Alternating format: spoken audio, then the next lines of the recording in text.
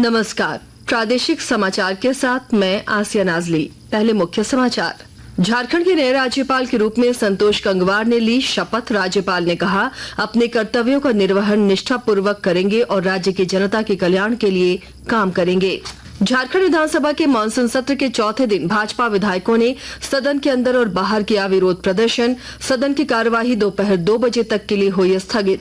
भाजपा के प्रदेश अध्यक्ष बाबूलाल मरांडी ने पाकुड़ के पुलिस अधीक्षक को निलंबित करने और आदिवासी छात्रों पर लाठीचार्ज करने वाले पुलिस अधिकारियों पर प्राथमिकी दर्ज कराने की मांग की। देवघर से रांची आ रही बस गिरिडीह के सरिया में हुई दुर्घटनाग्रस्त, कई कांवड़िया हुए घायल। और मौसम विभाग ने राज्य में अगले 3 दिनों के दौरान अच्छी बारिश होने की जताई संभावना। और अब समाचार विस्तार से। राज्यपाल संतोष गंगवार ने राज्य के राज्यपाल के पद पर शपथ लेने के बाद कहा कि वे अपने कर्तव्यों का निर्वहन निष्ठापूर्वक करेंगे और राज्य की जनता के कल्याण के लिए काम करेंगे। आज राजभवन के बिरसा मंडप में आयोजित एक समारोह में झारखंड उच्च न्यायालय के मुख्य न्यायाधीश SN प्रसाद ने उन्हें राज्यपाल पद की शपथ दिलाई। मैं संतोष कुमार गंगवार ईश्वर की शपथ लेता हूँ कि मैं श्रद्धापूर्वक झारखंड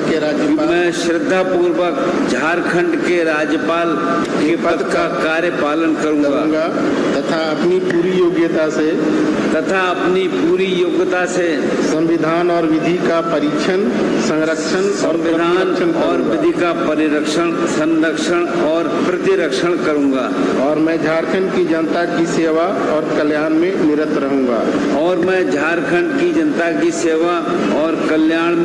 निरत रहूंगा।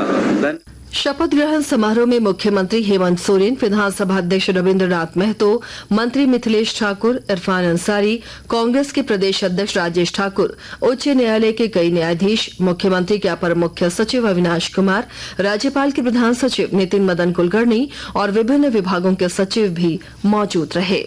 झारखंड विधानसभा के मॉनसून सत्र के चौथे दिन आज भाजपा विधायकों ने विधानसभा के अंदर और बाहर जोरदार विरोध प्रदर्शन किया है। आंगनबाड़ी सेविका, सहायिका, रसोईया, पारा शिक्षक, सहायक पुलिसकर्मी, होमगार्ड जवान और मनरेगा कर्मियों के मुद्दों समेत कई अन्य विषयों को लेकर विधानसभा में सदन के बाहर विरोध प्रदर्शन किया। भाजपा विधायकों ने सत्ताधारी दलों के नेताओं पर सत्ता में आने से पहले सभी अनुबंध कर्मियों को सरकार ने झूठा आश्वासन देकर सत्ता हासिल करने का आरोप लगाया है। प्रतिपक्ष के नेता अमर कुमार बावरी ने कहा कि वर्तमान सरकार के कार्यकाल का यह आखिरी सत्र है। सत्ता में आने से पहले जो युवाओं को और अनुबंध कर्मियों को महागठबंधन ने सपना दिखाया था, उन वायदों और घोषणाओं का जवाब राज्य की जनता को देना चाहिए। हंगामे के कारण विधानसभा अध्यक्ष रविंद्रनाथ महतो ने सदन की कार्यवाही दोपहर 2 बजे तक के लिए स्थगित कर दी थी। भारतीय जनता पार्टी के प्रदेश अध्यक्ष बाबूलाल मरांडी ने पाकुड़ में आदिवासी छात्रों की पिटाई करने वाले पुलिस अधिकारियों के खिलाफ FIR दर्ज करने की मांग की है। बाबूलाल मरांडी ने कहा कि पाकुड़ के गायबथान की घटना के खिलाफ आदिवासी छात्र 27 जुलाई को आक्रोश रैली निकालने वाले थे। राज्य सरकार से ही हम मांग करते हैं, पहले तो जो पुलिस जो आए थे ASI, तो उनके ऊपर तो नेम्ड FIR होनी चाहिए और उसके बाद जितनी भी पुलिस आए हैं उनसे ही वो पता चलेगा कि कौन कौन पुलिस आया और SP को भी पता है। और कायदे से तो राज्य सरकार को SP को भी सस्पेंड कर देनी चाहिए। तब तक ये आंदोलन चलेगी जब तक उन पुलिस अफसरों के ऊपर कार्रवाई नहीं हो जाती। सस्पेंशन कोई कार्रवाई नहीं होती है। बाबूलाल मरांडी ने पाकुड़ में पुलिस की पिटाई से घायल आदिवासी छात्रों से मुलाकात कर घटना की विस्तृत जानकारी ली। केंद्रीय शिक्षा मंत्री धर्मेंद्र प्रधान ने नई दिल्ली में राष्ट्रीय प्रशिक्षुता और प्रशिक्षण योजना के दूसरे चरण के पोर्टल का शुभारंभ किया। प्रत्यक्ष लाभ हस्तांतरण के माध्यम से प्रशिक्षण की राशि के रूप में 100 करोड़ रुपए जारी किए। इस योजना का उद्देश्य प्रशिक्षुता का लोकतंत्रीकरण करना, युवा आकांक्षाओं को पूरा करना और उन्हें भविष्य के लिए तैयार करना है। इस अवसर पर श्री प्रधान ने कहा कि यह मंच छात्रों को कौशल बढ़ाने और उद्योग निकायों के अनुकूल बनने के अवसर प्रदान करेगा। उन्होंने कहा कि योजना के तहत 6 महीने से 18वें महीने की प्रशिक्षुता अवधि के दौरान छात्रों को 4,500 रुपए प्रतिमाह प्रदान किए जाएंगे।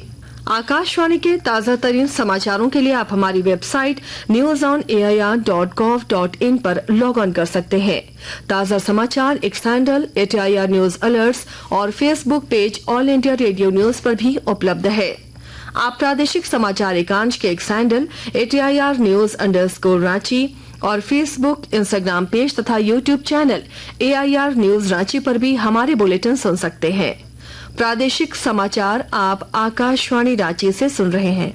दिल्ली हाईकोर्ट में पूर्व मुख्यमंत्री और राज्यसभा सांसद शिबू सोरेन और उनके परिवार की संपत्ति की जांच के मामले में लोकपाल के आदेश को चुनौती देने वाली याचिका पर अब 4 दिसंबर को सुनवाई होगी। बीजेपी के गोड्डा सांसद डॉक्टर निशिकांत दुबे ने 2020 में लोकपाल के समक्ष शिकायतवाद दर्ज कराई थी। निशिकांत ने राज्यसभा सांसद और पूर्व मुख्यमंत्री शिबू सोरेन और उनके परिवार के अन्य सदस्यों के खिलाफ आय से अधिक संपत्ति अर्जित करने का आरोप लगाया था। लोकपाल ने 22 फरवरी 2024 को शिबू सोरेन के खिलाफ दाखिल शिकायत पर फैसला सुनाते हुए सीबीआई को जल्द से जल्द जांच करने का आदेश दिया था। इसके बाद लोकपाल ने झारखंड मुक्ति मोर्चा से जुड़े इस मामले में सीबीआई को प्रारंभिक जांच 6 महीने के अंदर पूरी करने का निर्देश दिया था। गिरिडीह जिला प्रशासन अवैध आर्थिक अपराध रोकने के लिए लगातार कार्रवाई कर रहा है। डुमरी के एसडीओ ने लोगों से बालू की तस्करी रोकने में जिला प्रशासन को मदद करने की अपील की है। वहीं कल रात में पुलिस ने छापेमारी कर 9 ट्रैक्टर बालू जब्त किया है। देवघर के बाबाधाम से जलाभिषेक कर आज अहले सुबह रांची लौट रहे यात्रियों से भरी बस अनियंत्रित होकर गिरिडीह जिले के सरिया थाना क्षेत्र के नीमाटाड़ के पास पलट गई। घटना में कुछ लोगों को मामूली चोट आई है। सूत्रों के अनुसार चालक को नींद आ जाने के कारण बस से नियंत्रण खो बैठा और बस पलट गई।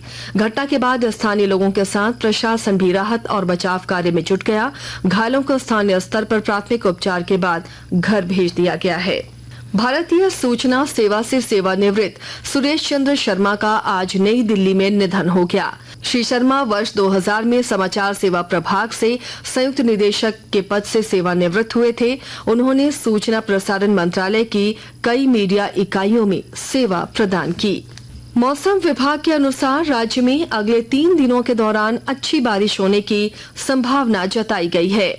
2 दिन पहले छत्तीसगढ़ के ऊपर बना साइक्लोनिक सर्कुलेशन अब झारखंड और आसपास के क्षेत्र में कम दिखाई दे रहा है। राज्य के 9 जिलों में मानसून में थोड़ा सुधार हो रहा है। राजधानी रांची सहित कई जिलों में बारिश की कमी का प्रतिशत लगभग 35 है। इनमें सरायकेला, गोड्डा, साहिबगंज, सिमडेगा, रांची, लातेहार, खूंटी, धनबाद और बोकारो शामिल है। भारत ने श्रीलंका से 3 मैचों की T20 क्रिकेट श्रृंखला 3-0 से जीत ली है। पल्ले केले में कल तीसरे और अंतिम मैच में भारत ने श्रीलंका को सुपर ओवर में हरा दिया। पेश एक रिपोर्ट। पहले 2 मैच आसानी से जीत लेने के बाद भारत तीसरे मैच में आत्मविश्वास के साथ था, जबकि श्रीलंका को बेहतर प्रदर्शन की उम्मीद थी। बल्लेबाजी करने उतरी भारतीय टीम ने मुश्किल पिच पर 9 विकेट के नुकसान पर 137 रन बनाए। 138 रनों के लक्ष्य का पीछा करते हुए श्रीलंकाई टीम आखिरी ओवरों में लड़खड़ा गई, जब भारतीय स्पिनरों ने उसे 8 विकेट पर 137 रन पर ही रोक दिया और मैच सुपर ओवर में चला गया। जहां सुपर ओवर में जीत के लिए केवल 3 रन की जरूरत थी, कप्तान सूर्य कुमार यादव ने पहले ही गेंद पर चौका लगाकर भारत को जीत दिलाई और 3 मैचों की T20 अंतर्राष्ट्रीय सीरीज में 3-0 से क्लीन स्वीप सुनिश्चित किया। हजारीबाग के फुटबॉल खिलाड़ियों को नेशनल चैंपियनशिप में हिस्सा लेने के लिए उपायुक्त नैन्सी सहाय ने छत्तीसगढ़ रवाना किया है। हजारीबाग न्यू स्टेडियम में 20 जुलाई 2024 को झारखंड के अंडर 17 बालक वर्ग का ट्रायल हजारीबाग के करजन ग्राउंड में किया गया था। नेशनल चैंपियनशिप में झारखंड का पहला मैच 3 अगस्त को दिल्ली के साथ होगा। पेरिस ओलंपिक्स में 5वें दिन आज भारतीय खिलाड़ी मुक्केबाजी, तीरंदाजी, बैडमिंटन और निशानेबाजी में स्पर्धा करेंगे। 2 बार ओलंपिक पदक जीत चुकी लवलीना बोर्गोहाइन अपने सेकंड ग्रुप मैच में एस्टोनिया में क्रिस्टीन कुबा से खेलेंगी। पुरुषों के सिंगल्स में दोपहर बाद 1:40 पर लक्ष्य सेन इंडोनेशिया के जोनाथन क्रिस्टी से खेलेंगे, जबकि एसएस प्रणय का सामना रात 11 बजे वियतनाम के डक फैट्सले से होगा। और अब अंत में मुख्य समाचार एक बार फिर। झारखंड के नए राज्यपाल के रूप में संतोष गंगवार ने ली शपथ। राज्यपाल ने कहा अपने कर्तव्यों का निर्वहन निष्ठापूर्वक करेंगे और राज्य की जनता के कल्याण के लिए काम करेंगे। झारखंड विधानसभा के मानसून सत्र के चौथे दिन भाजपा विधायकों ने सदन के अंदर और बाहर किया विरोध प्रदर्शन। सदन की कार्यवाही दोपहर 2 बजे तक के लिए हुई स्थगित। भाजपा के प्रदेश अध्यक्ष बाबूलाल मरांडी ने पाकुड़ के पुलिस अधीक्षक को निलंबित करने और आदिवासी छात्रों पर लाठीचार्ज करने वाले पुलिस अधिकारियों पर प्राथमिकी दर्ज कराने की मांग की। देवघर से रांची आ रही बस गिरिडीह के सरिया में हुई दुर्घटनाग्रस्त, कई कांवड़िया हुए घायल। और मौसम विभाग ने राज्य में अगले 3 दिनों के दौरान अच्छी बारिश होने की जताई संभावना। इसके साथ ही आकाशवाणी रांची से प्रादेशिक समाचार का ये बुलेटिन समाप्त हुआ। नमस्कार।